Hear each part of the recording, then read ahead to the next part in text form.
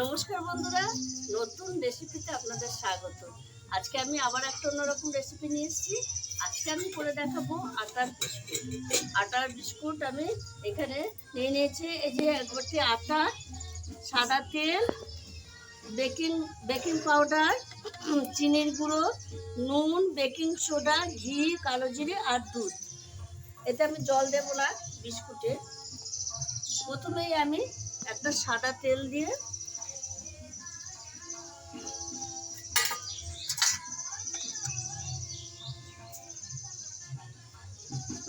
এই বাটির এক বাটি সাদা তেল দেব।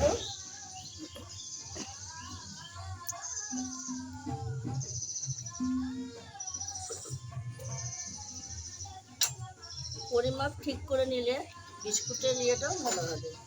সাদা তেলের মধ্যে আমি দিয়ে দেবো এই বাটি এক বাটি চিনি আর সামান্য একটু নুন দিয়ে আমি একটু ভালো করে গুলিয়ে নেব সাদা তেলের সঙ্গে চিনির গুঁড়োটা।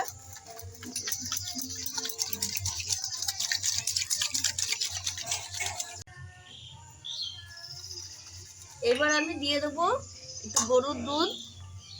এই এই পরিমাণে গরুর দুধটা দেব।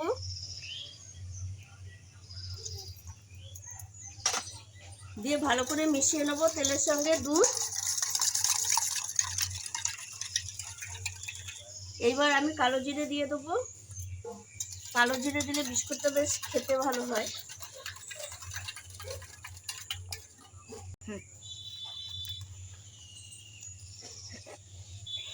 এইবার আমি দিয়ে দেবো হাফ চামচের মতো বেকিং পাউডার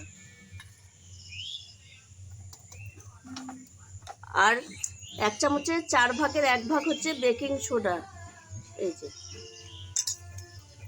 দিয়ে ভালো করে মিশিয়ে নেব।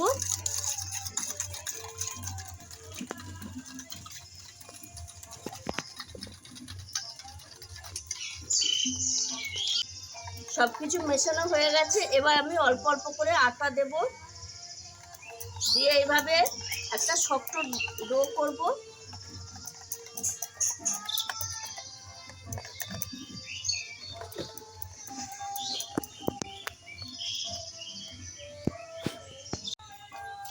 এই দেখুন বন্ধুরা, আমি একটা এই যে শক্ত ডো করে নিয়েছি। এই দেখুন কত সুন্দর হয়েছে। আর এইটা আমি একটু 5 মিনিট রেস্টে রেখে নেবো। যতক্ষণ না উনুনটা ধরবে আমি ততক্ষণে উনুনটা ধরিয়ে নেব। এই দেখুন বন্ধুরা, আমি উনুন ধরিয়ে কড়াই বসিয়ে দিয়েছি। আর এই থালাটায় আমি বিস্কুটের শেপ দেবো, ওর জন্য একবারে এর মধ্যে তেল দিয়ে সাদা পেপার দিয়ে দিয়েছি। আর এই দেখুন এই শেপে বিস্কুটটা করে নিচ্ছি। এবার আমি একটা ডিজাইন করে দেবো। ইচ্ছা করলে আপনারা ডিজাইন নাও করতে পারেন। আমি একটা যে কোনো ডিজাইন দিয়ে দিচ্ছি, আপনারা এইভাবে যে কোনো ডিজাইন দিয়ে দিতে পারেন। এরকম বিস্কুটের শেপগুলো করে নেব। দিয়ে আমি এই যে যেই থালায় দেবো সেই থালাতেই দিয়ে দিলাম। এই দেখুন বন্ধুরা, এতগুলো বিস্কুট হয়েছে। আর আমি এটা সব ধরেনি, যে কটা ধরেছে দিয়েছি। পরের বার আবার এই 3টে দিয়ে দেবো। আর এখানে আমি কড়াই বসিয়ে একটা স্ট্যান্ড বসিয়ে দিয়েছি। এবার এই স্ট্যান্ডের ওপর আমি বিস্কুটটা বসিয়ে দেবো। আর ঢাকা দিয়ে দেবো। দিয়ে 20 মিনিট পরে আমি খুলে দেখবো বিস্কুটটা হয়েছে নাকি। দেখুন বন্ধুরা, বিস্কুটটা কত সুন্দর হয়েছে আর কালারটাও পারফেক্ট এসে গেছে। আর এটা ঠান্ডা হয়ে গেলে একদমই শক্ত হয়ে যাবে। এবার আমি নামিয়ে নেব। আর এইভাবে আর বাদবাকি 3টে বিস্কুটও করে নেব। এই দেখুন বন্ধুরা, বাদবাকি বিস্কুটগুলো হয়ে গেছে। এবার আমি নামিয়ে নেব। আর এটা ঠান্ডা না হলে শক্ত হবে না, এটার জন্য ঠান্ডা করতে দিলাম। আর এই বিস্কুটগুলো কত সুন্দর হয়েছে দেখুন বন্ধুরা, কত সুন্দর হয়েছে। কালারটা দেখুন। আর পেছনটা দেখুন, পুড়ে যায়নি। এই অবস্থাতেই নামিয়ে দিতে হবে। দেখুন পেছনটা দেখুন, পুড়ে যায়নি। আর কত সুন্দর হয়েছে বিস্কুটগুলো দেখুন বন্ধুরা, কালারটা দেখুন। আর এটা চায়ের জল বসিয়েই খুব সহজেই বিস্কুটটা করা যায়। আর খুব সহজ উপায়ে আমি বিস্কুটটা দেখিয়েছি।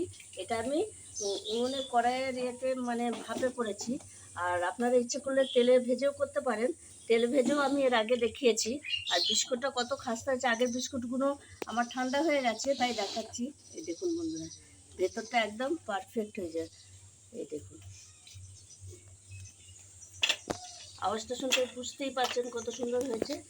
তাই এইভাবে আপনারা বাড়িতে একবার বিস্কুট বানিয়ে খাবেন। চা বসিয়েই বিস্কুটটা হয়ে যায় খুব সহজেই। হ্যাঁ, আর দেখুন কত সুন্দর হয়েছে। আমার এই বিস্কুটের রেসিপিটি যদি আপনাদের ভালো লেগে থাকে তাহলে কমেন্টে জানাবেন কেমন হয়েছে। আর আমার এই ভিডিওটি যদি আপনাদের ভালো লেগে থাকে তাহলে লাইক করবেন, শেয়ার করবেন, সাবস্ক্রাইব করবেন। আবার দেখা হবে আগামী ভিডিওয়। টাটা।